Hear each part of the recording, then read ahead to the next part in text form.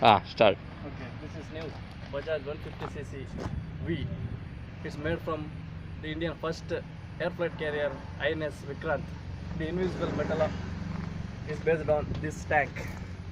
Okay, next.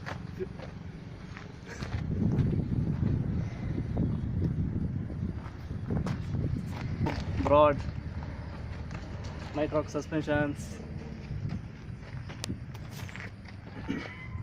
and 5-speed gearbox and front disc brake. Also came under this Bajaj new V. So let's start the ride and specifications of this bike. Start. Very beautiful designs in Bajaj. Almost previous bikes are and Bajaj bikes. This is a new style in this bike. Looks like one of cruiser bikes. Cruiser plus commuter. Cruiser plus commuters.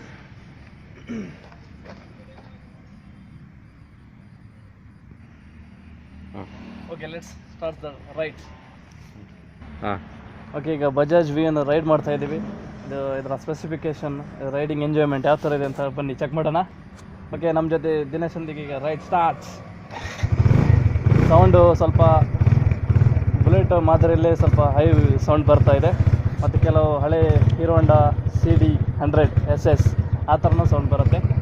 Okay, ನೋಡೋಣ ಮುಂದೆ ಯಾವ ಥರ ಬರುತ್ತೆ.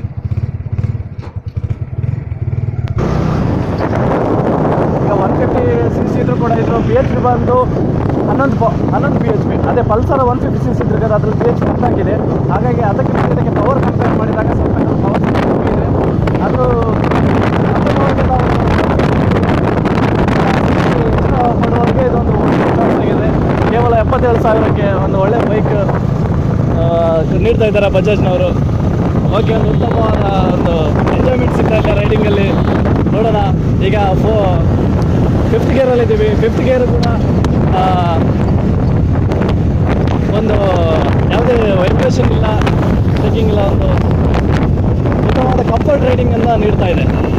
Okay, ಯಾವ